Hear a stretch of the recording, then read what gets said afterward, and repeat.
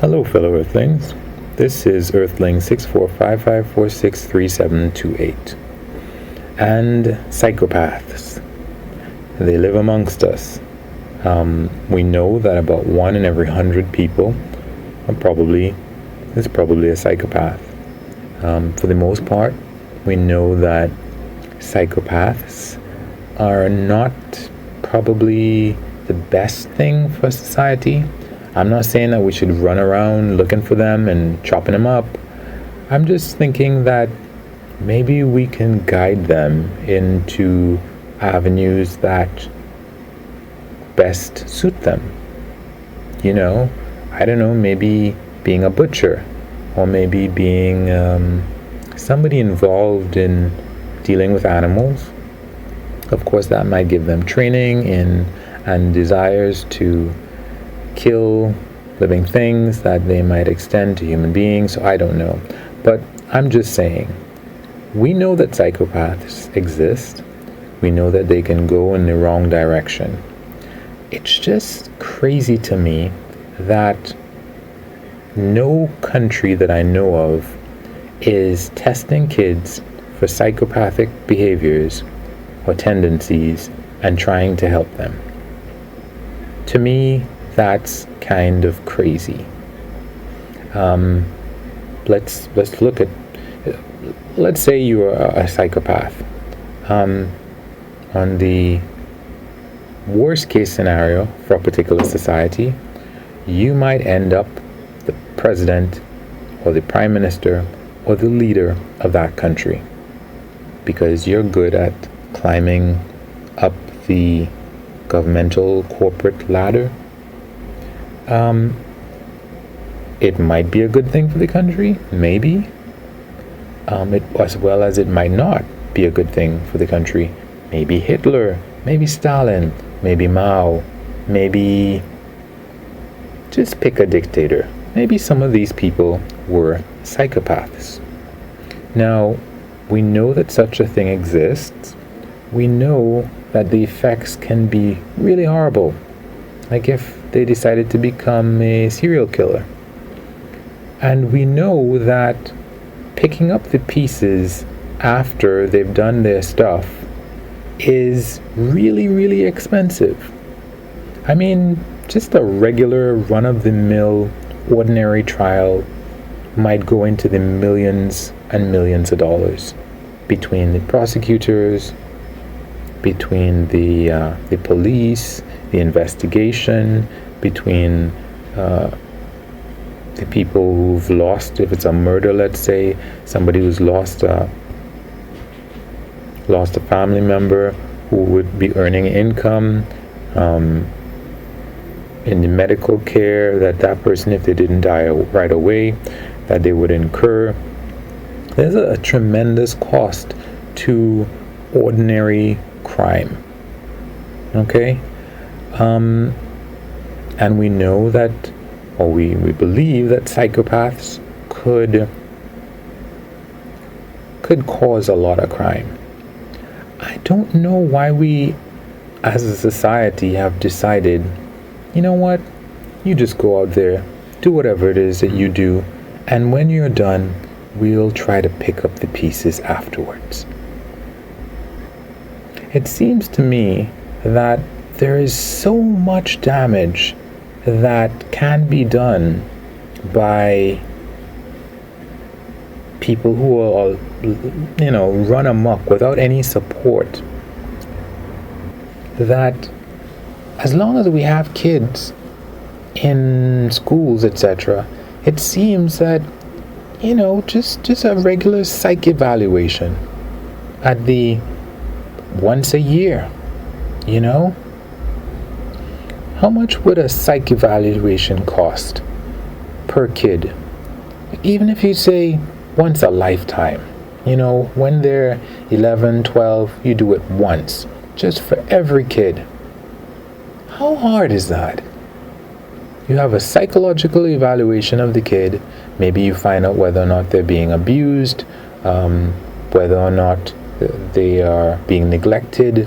Just a psych exam for every kid once in their life 14, 15 something. And the at-risk kids, not every kid, just the at-risk kids, you decide, hey, let's see what we can do to help them.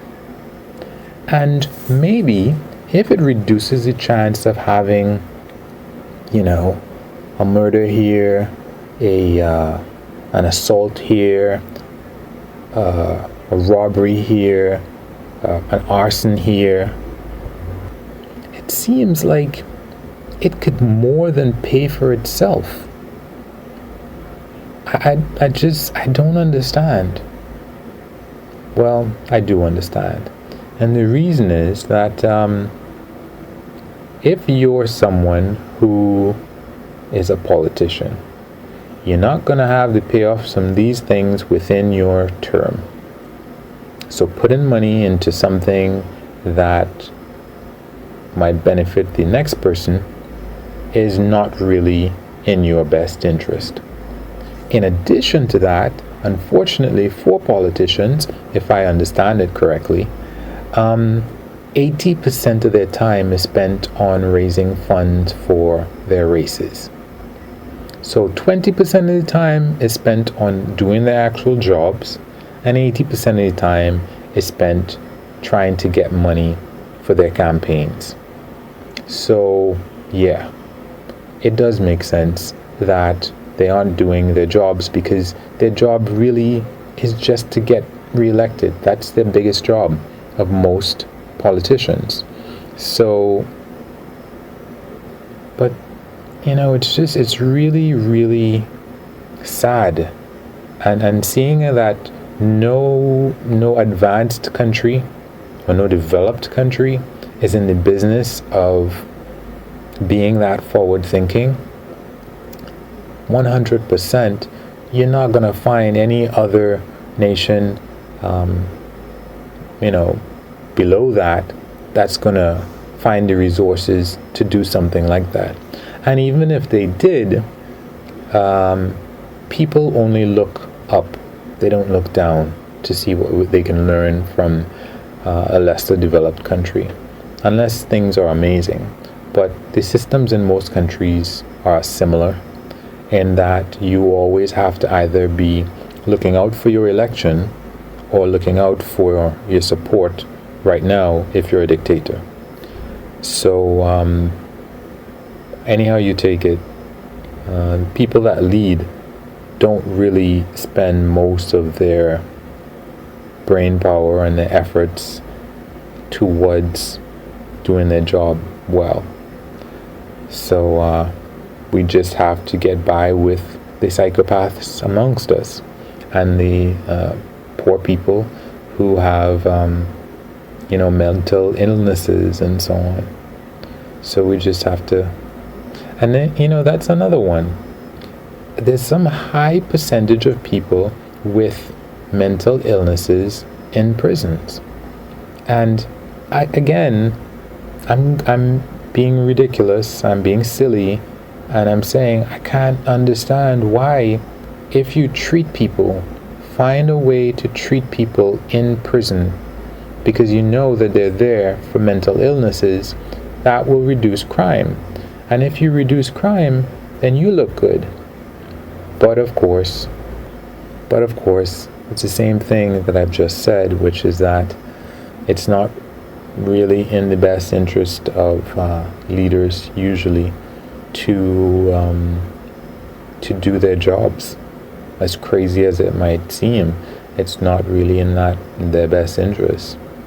There was something that CGP Grey, he's a well-known YouTuber, he came out with, Rules for Rulers.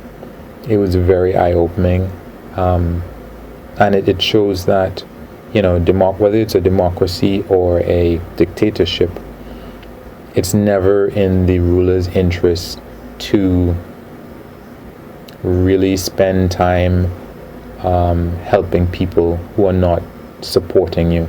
I don't think he really was dealing with in democracies per se, but the book on which his video was based, I went and I either read that or I looked at another video about that, and that's what it went into. It went into the fact that you really want to keep strengthening your power base. You always want to put most of your energy into that, because if you don't, then your power base individuals are going to look to someone else who is going to strengthen them, and at some point they're going to decide they want to swap you out. Also, there is the fact that, unfortunately,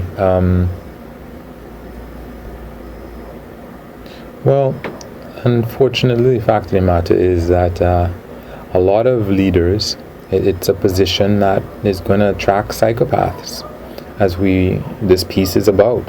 And psychopaths are not really into helping other people. So, yeah. And, there it is. One of the reasons why we don't look for psychopaths, even though they are pretty much the equivalent of, I don't want to call them cancer cells, because, well, they're just people. They didn't ask to be born in a psychopath or in a kind of environment that can raise someone like that. But psychopaths are not going to look for and help other psychopaths. That's not their mandate. If it is that we really do want to look amongst us and find the people who need help, whether they're psychopaths or they have mental illnesses or not, we can't wait for the people who want power and have a high chance of being psychopaths. We can't look to them to do that, because that's not what they're about. By definition, a psychopath is not someone who is going to have emotions and feelings to think, hey, beyond what's good for me, what's really good for everybody else? So, it kind of reminds me of how one would possibly get some kind of altruistic society when you don't, how do you get the ultimate in altruism when everybody is kind of stained or already dirty? It's hard for me to explain this, but let's say, for example, everybody had dirty hands and we wanted to wash to make something really, really clean, and you're using your dirty hands.